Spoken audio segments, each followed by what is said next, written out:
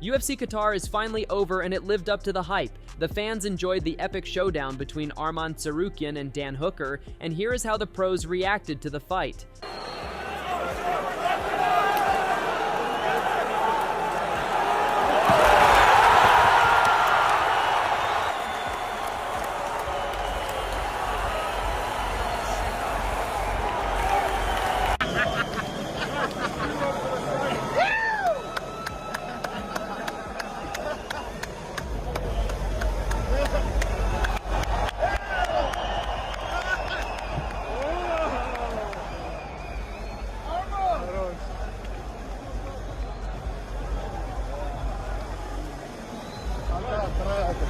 Just keep him in there.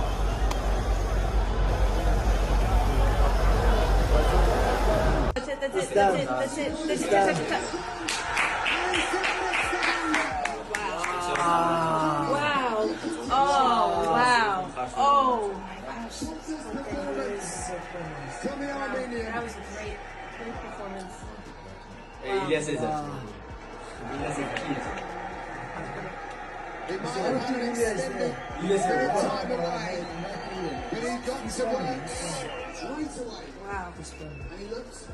Wow, great fight by Arman Tsarukyan. He's going head and arm. One of his best moves, head and arm choke. And it's deep. God, that's GG's. That is GG's, I think. Oh, God, look at his head. Not good. Not good. Tsarukyan's a fucking beast. Wow. Performance was crazy like we accept. I knew it's gonna be finished, but I wanted to wait, so don't say that. But I went for it. I like we accepted, you know. So Arman is the best, so he's the number one. He's the champion. He's the athlete. So I believe this guy is one of the best fighters in the world. He has to fight for them. I went up to Tsarukyan. I congratulated him. I went up to Kamzat. I said, "Hey, champ, what's up? When are we going to see you back?" He goes, "I don't know, brother. Whenever. Smash." All right, cool. Sweet. Slaps me on the back. I'm like, all right, cool. Security guard gets in front of us. I'm like, we literally were just cool with each other. He's not going to fight me. And then that childish energy comes out. Yeah, f you, brother. F you. Boom. Tries to push me. I just turned around and went, "You're meant to be a champion of this sport. You're a child. You're taking away from your friend's win over here. How about you calm down, slow down, and have a bit of respect for your friend over here rather than trying to steal the headlines." Do you want the honest truth? It's little dick energy. I need to show the world I'm tough. I need to show you're the champion of the world. No one needs to see you be tough. You don't need to have these anger management issues. Just be a man. Sorry. I'll get him one day. They're all going to try grab a hold of my legs. Born little. I'm not going to get it. Don't get me started.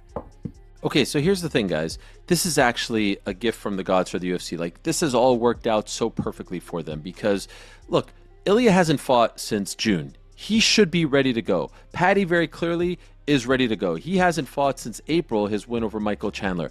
The best way, we continue to say, of the people available, the best way to debut the Paramount Plus era in 2026, first show of 2026, rumored to be at T-Mobile Arena in Las Vegas, January 24th. I'm calling it a PLE numbered event. You know, they're going to keep those, title fights on the number of events we suspect. The best way to start this is Ilya versus Paddy. You just had Arman win, look good. He's now the number one guy. He's waiting in the wings. You bring him out there, and yet you keep this train rolling along. I'm sorry, there is zero momentum towards a Justin Gaethje title fight against Ilia Topuria. And now that Arman did what he did, I think he completely knocked Justin out of the way. There is zero interest, zero momentum. I would sign up for Arman versus Ilya right now. But I think you have Paddy there. You want to strike while the iron is hot. He's ready to go. He hasn't fought since April. It's going to be almost a year since his last fight by the time this January date comes along. Do Ilya versus Paddy. You saw the little run-in. You see the animosity there. Do that in January. Have Arman in the front row. He fights the winner. And now the lightweight division is back rolling like it was when Islam was champ. You didn't take a lot of damage tonight. Is there a chance if they said to you, hey, you can fight for the belt, but it has to be in January, could you turn around that fast? Of course. I can rest 1 week, fly to US and stay there 2 months. It's enough time to get ready, and I didn't get any injured, thank God. And they have to say that.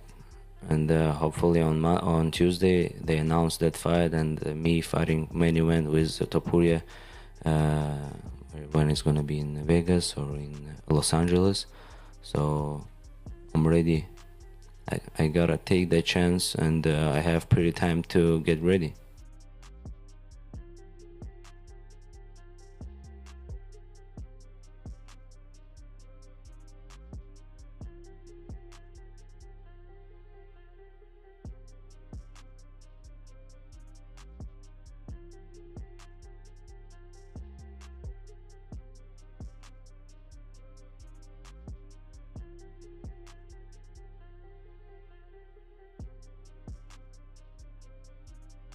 Are you a little bit disappointed that this week Ilya didn't seem to want to have anything to do with you? I mean, I didn't want to mention too much Ilya because I was focused on my fight. But after today, I'm gonna try to again create some crazy videos that are gonna be viral, and try to make a joke, you know, and to bring a lot of eyes for that fight, because it's like a media sport too, you know. You gotta be a good fighter and a good showman. Hopefully on Tuesday they announce that fight, and me fighting main event with Topuria, when it's gonna be in Vegas or in Los Angeles. So I'm ready. I gotta take that chance, and I have pretty time to get ready. In my mind goes like I can strike with him on the long distance, but whenever he wants to try like to box me and throw his hard punch, at that moment I'm gonna shoot and take him down. So, and I believe myself, and I know I can beat him so easy as well.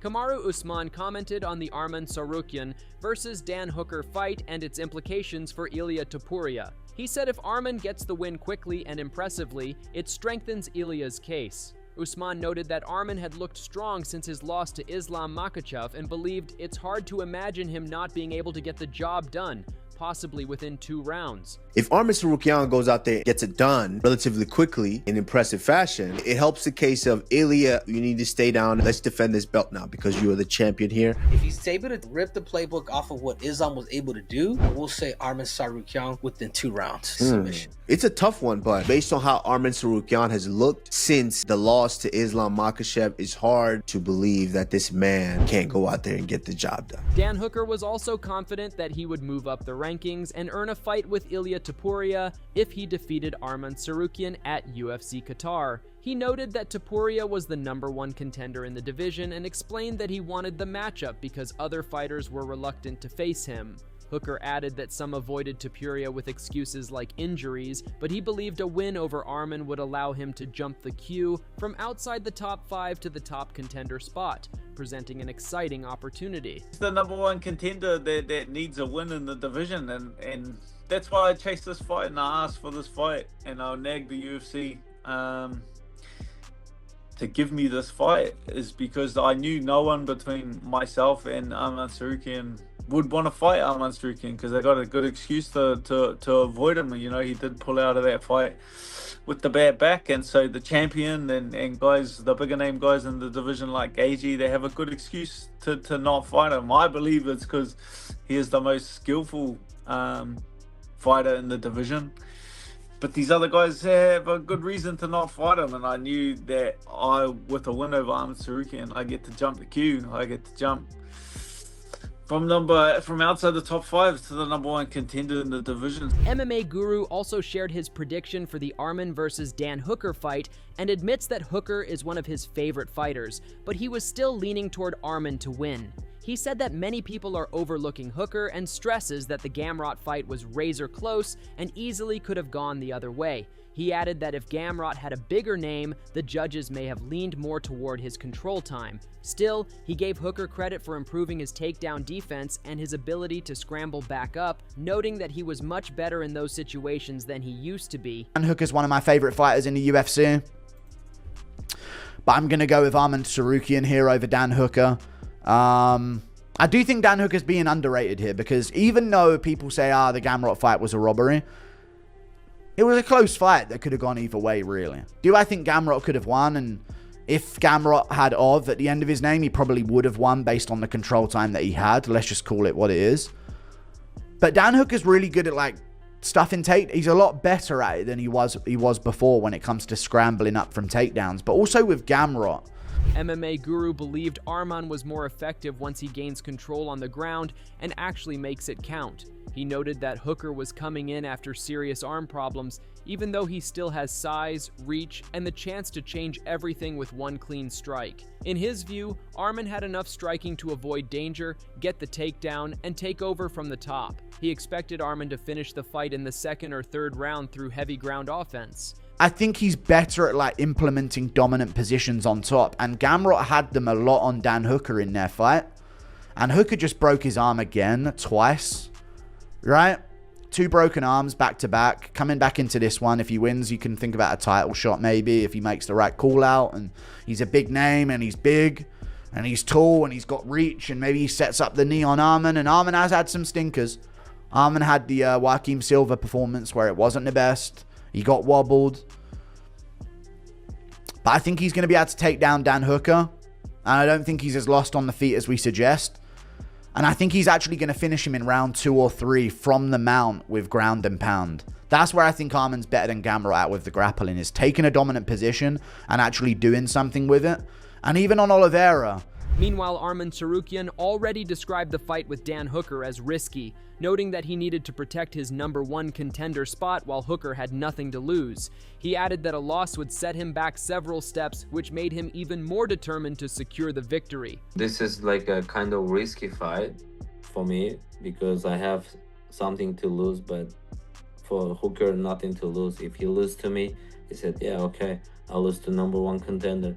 But for me, it's 3 steps back. That's why I'm very motivated and ready to beat him. Arman Tsarukyan also confirmed that he plans to remain in the lightweight division for the next 2 to 3 years. He explained that his goal is to break as many records as possible at 155 pounds before considering a move to another weight class. He added that only after achieving everything at lightweight will he think about moving up, with his current focus entirely on dominating the division.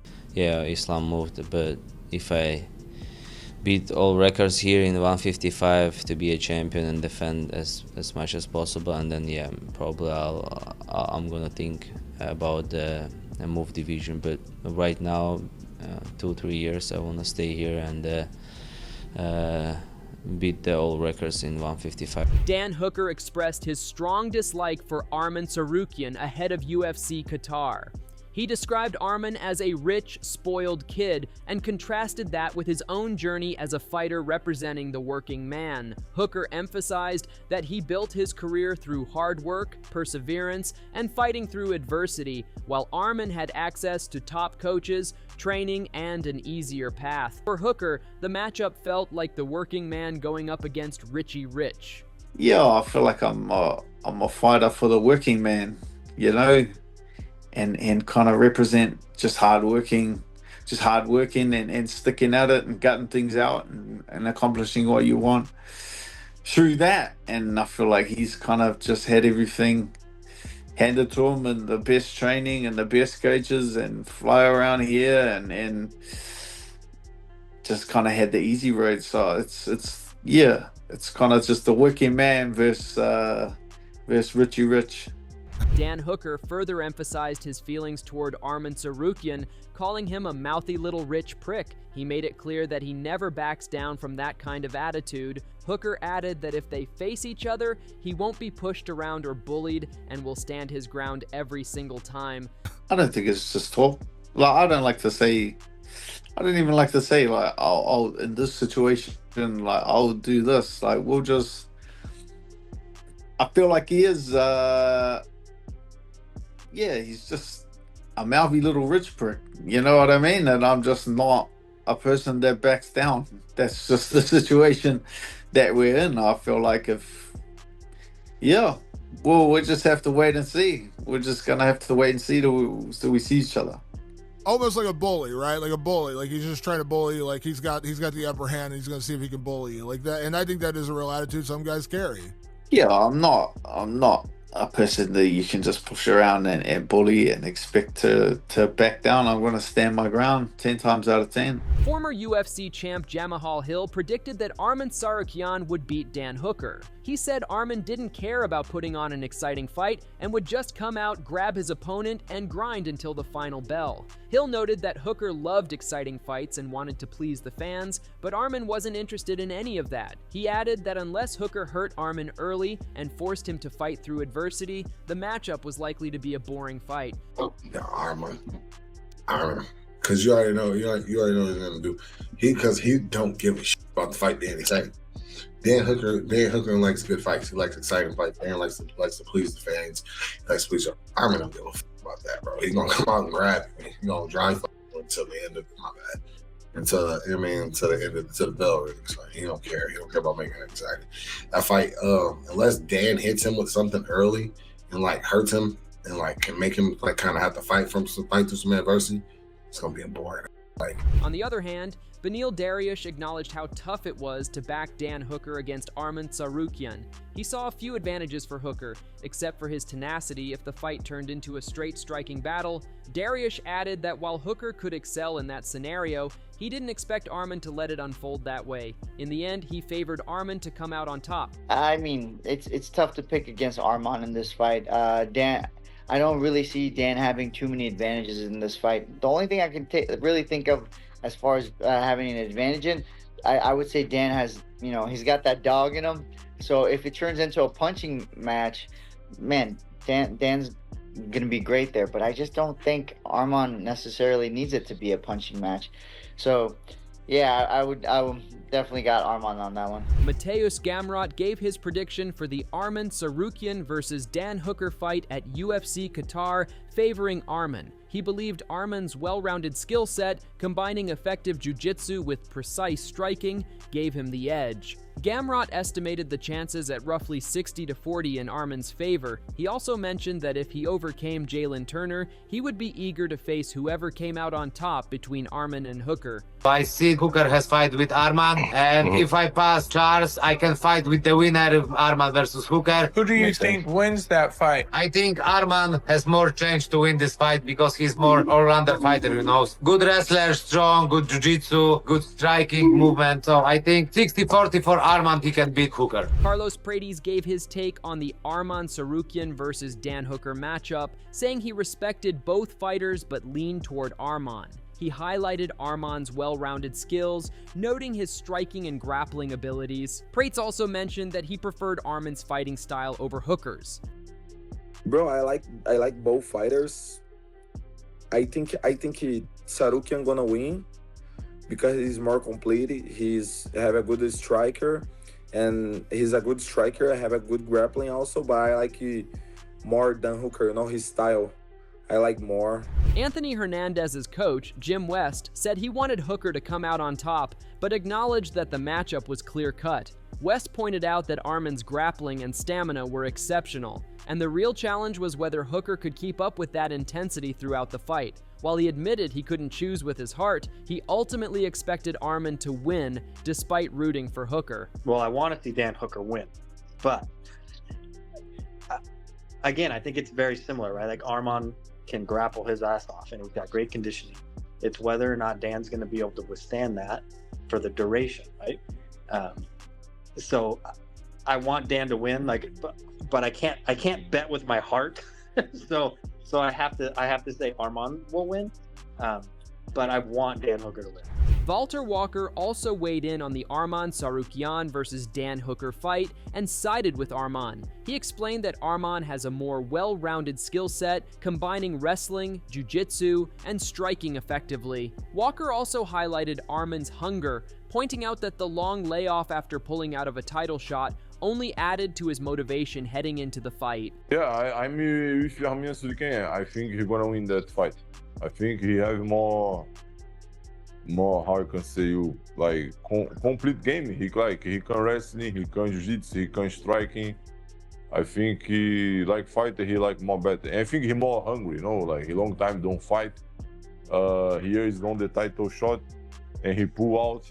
He sit on the freezer for like 2 years, almost 2 years, yeah.